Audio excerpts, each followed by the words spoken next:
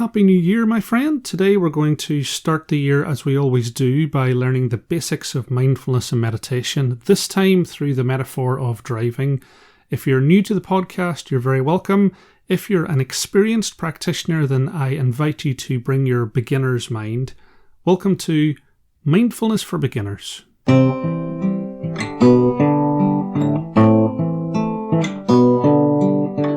Hello my friend, I hope you're happy, I hope you're peaceful. It's your old pal Sean with another road trip on the path of happiness.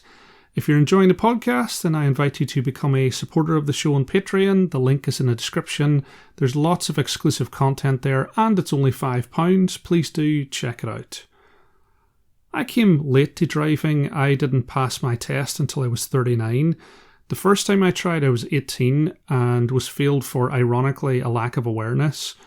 I was tested in an unfamiliar car, always a bad idea by the way, and the gears were hard to change, a travesty of justice. The second time I did a perfect test and then managed to fail on reversing around a corner, something I'd done perfectly 10 times out of 10 in practice. My instructor literally had his head in his hands as I drove us back. It was nice that he cared so much, but I was starting to feel that driving just wasn't something I was destined to do or should do. The problem wasn't that I was careless, it was that I was too hyper-aware, getting distracted and overwhelmed by everything that was happening around me, not able to focus my awareness on what was important. My attention would get pulled away by the lorry in the lane next to me, or whether I was too close to the parked cars. But I did pass on my third attempt. Practicing mindfulness made driving much more comfortable, and email me if you want to find out how. It wasn't long until I was ready to take my test. I remember the drive to the test centre. My instructor Dave's leg was jiggling up and down. He was noticeably more nervous than I was. The test went great, and to my huge surprise, I was told by the very friendly test official that I had done it, I had passed. I resisted the urge to say, "Really? Are you sure?" That combined with the victory dance might have put the credibility of the result in question. I celebrated with Dave, who was over the moon as well. We actually hugged, which for two middle-aged guys in England who don't really know each other is pretty unusual. I added passing a driving test to the mental list of socially acceptable hugs, along with your football team scoring, getting married, being drunk, or some combination thereof. "Now Sean," said Dave post-hug, "make sure you take it easy, don't do any long drives until you're ready." Not a ringing endorsement of my driving abilities, but I'm sure he said that to everyone. I'm sure he did. And it was lucky I passed because I took a job where there was no public transport and I had to drive to work every day. The thing that I noticed was that I went from being hyper-vigilant to being on autopilot. After a few weeks of driving the same route every day, I'd get into my car, and if nothing unusual happened, before I knew it, I'd be arriving at the other side with no particular memory of the trip. I got to the point where my awareness of driving had pulled back too much. Why is this important? Well, we can live our lives the same way, either in a state of anxious hypervigilance, looking for all of the things that can go wrong, our awareness fragmented to the point where we can't focus on anything, or where we live our lives on autopilot, going through the motions, not really being present for what we're experiencing. Both of these states have a detrimental effect on our mental health, leaving us feeling anxious, lost, and depressed. And that's where mindfulness comes in. Mindfulness can support us to get through a difficult, stressful situation, but also help us to appreciate and enjoy life when things go back to normal. And we use the same way of being to do both. We simply focus on our current experience. The practice of mindfulness is about training ourselves to stay in the present moment as much as we can. Jon Kabat-Zinn describes it as the awareness that arises from paying attention on purpose in the present moment and non-judgmentally. It's not about trying to clear your mind. No one can clear their mind. It's not about trying to be happy or calm, and it's certainly not about trying to achieve enlightenment or nirvana. Mindfulness is about the here and now, focusing 100% of your attention on whatever it is that you're experiencing in a non-judgmental way, and we do that through formal and informal practice. Formal practice is what you're probably familiar with. You sit down on a chair or a cushion, you close your eyes, you focus your awareness on something, usually a guided meditation. We can have a go at that together right now. So if you take a moment to settle yourself and close your eyes.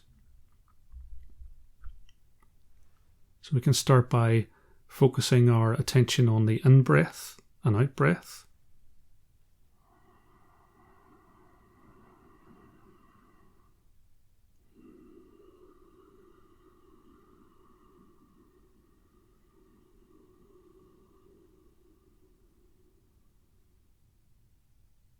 Just noticing that column of air between your nose and your diaphragm.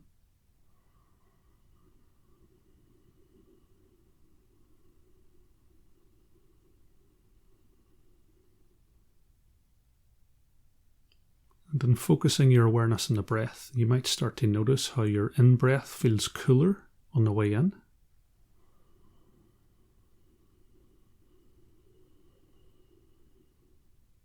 Warmer on the way out.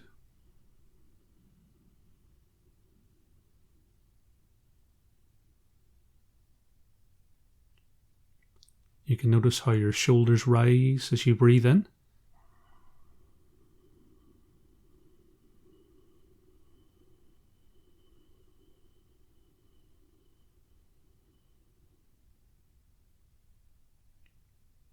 Your stomach falls as you breathe out.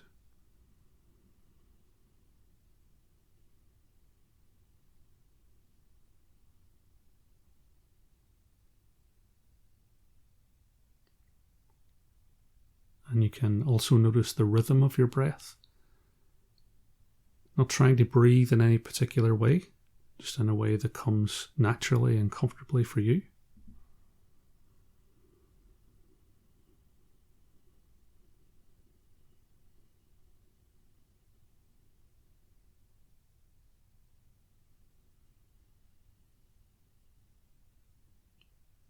And we can notice where an out-breath ends and an in-breath begins.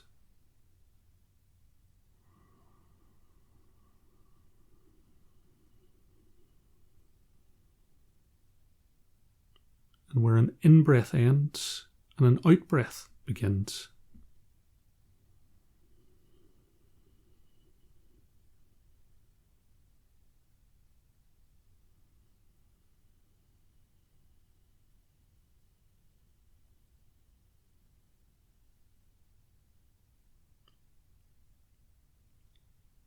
And then we can expand our spotlight of awareness to the entire body. And we can notice the points of contact between our body and the chair and the floor.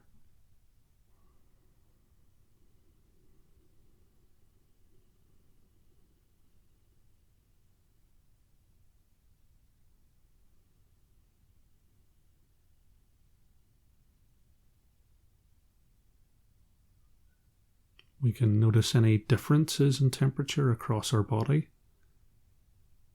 Areas where we're feeling warmer, areas where we're feeling cooler.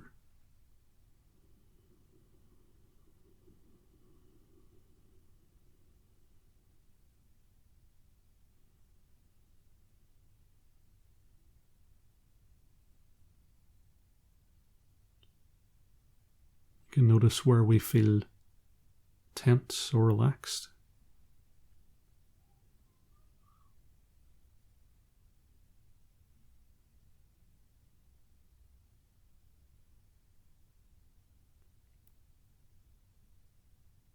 And we can notice any other states of the body, feeling tired or energized, hungry or thirsty.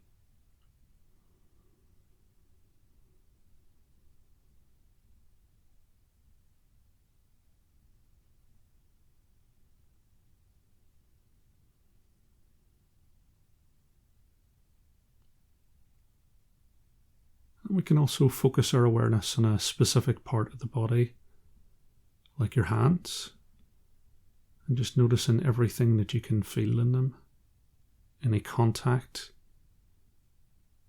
with other parts of your body, their temperature, the skin, the bones, Just seeing if you can concentrate your awareness in the hands.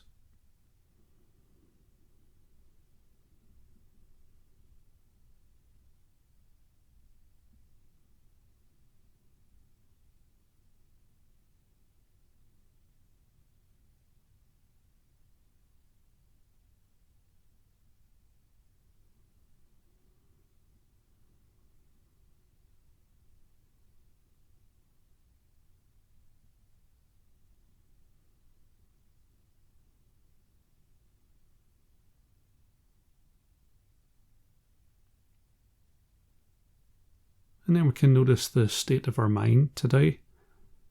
And we're remembering that we're not judging it.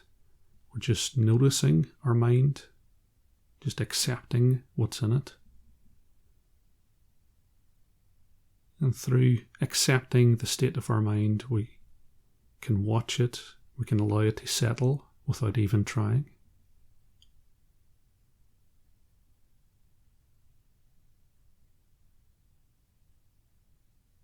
So just becoming aware of your mind now, noticing if your mind is busy today or if it's quiet.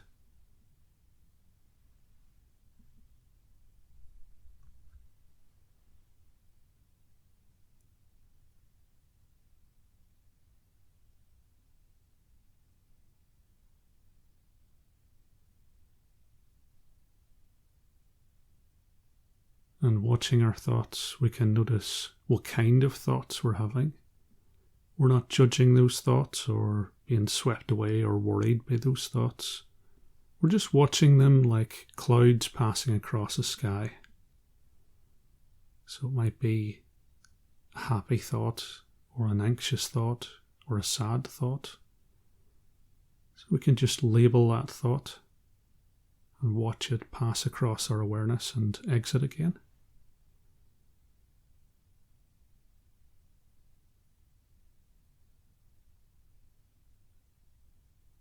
We can notice how we're feeling today.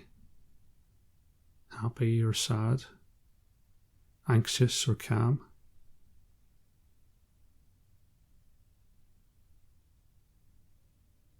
And just smiling to the state of our mind.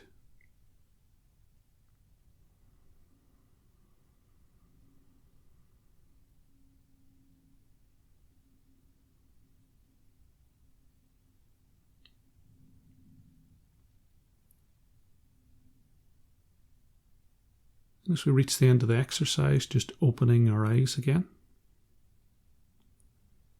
And that's it. If you can do that, then congratulations, you're officially someone who meditates. Please collect your tie-dye t-shirt, kale smoothie recipe book, and lifetime supply of incense from your local co-op. But you don't have to be perfect for it to be beneficial. In fact, it can be most beneficial when our mind is busy and we're not feeling calm at all. We're going to do a short guided meditation at the end, and if you practice in this way for 10 minutes or more a day for a month, you will notice the difference. And that's when it starts to become natural to you. You can try practicing informally, meaning that you bring that mindful awareness throughout your normal day, like doing chores around the house, going to work, brushing our teeth, driving a car. You carry out your normal tasks, but with full awareness. You immerse yourself in them, and as a result, you enjoy even the mundane. You feel calmer, and your whole life is happier. People you know will notice the difference in you, and they'll want to know what's changed. And then you can share the practice with them, just as I'm sharing it with you now. Because just like driving, we don't have to live our lives in a state of anxiety or sadly going through the motions. We can bring calm awareness to our breath, our body, our mind, our environment, and our life. And that's what I'm going to cover in the next month. January in the podcast is about refreshing the basics.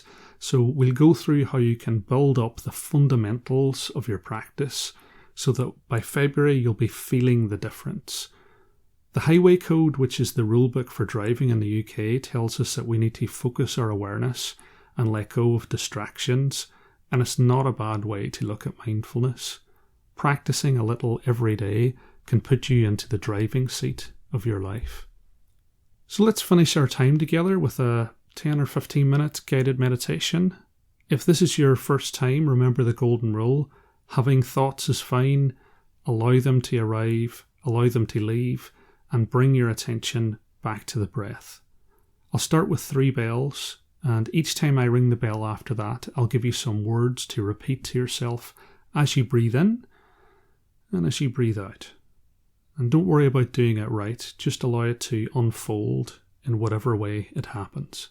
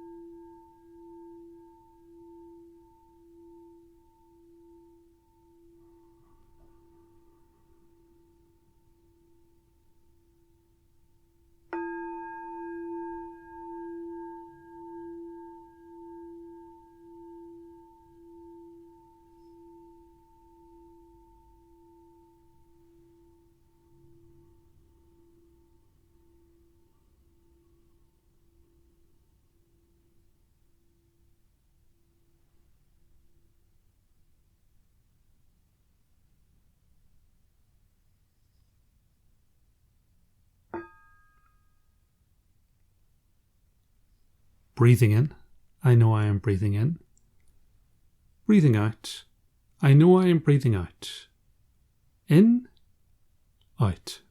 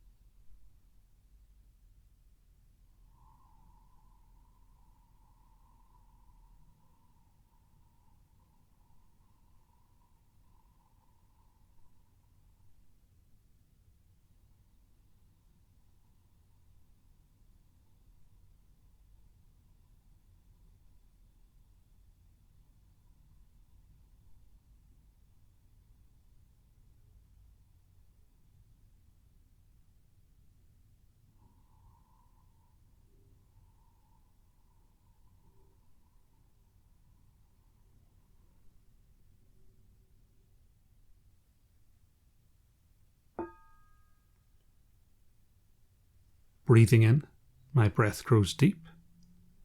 Breathing out, my breath goes slow. Deep, slow.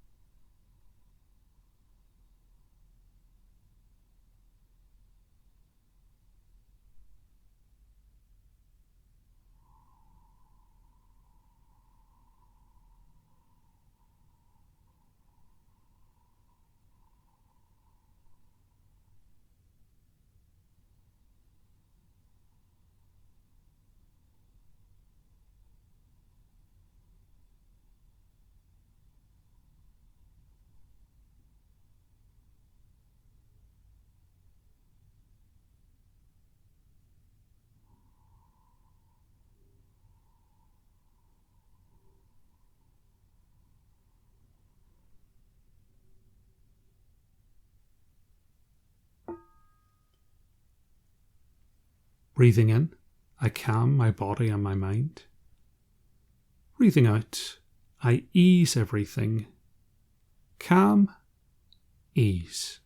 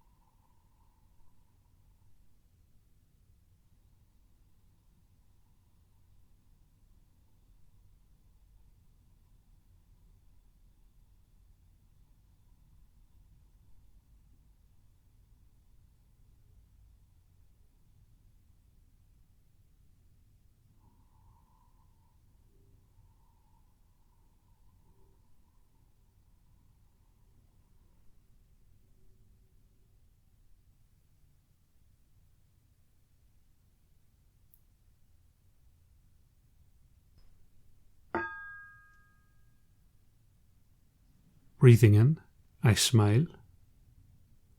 Breathing out, I release, I let go. Smiling, releasing.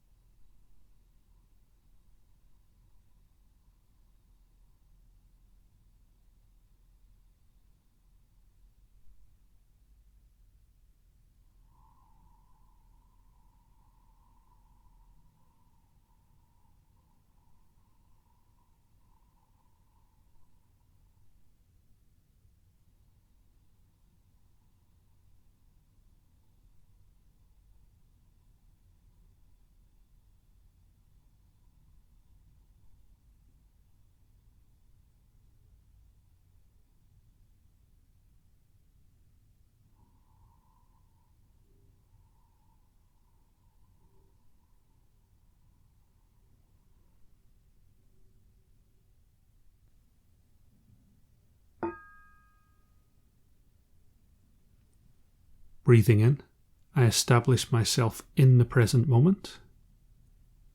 Breathing out, I realize it is a wonderful moment. Present moment, wonderful moment.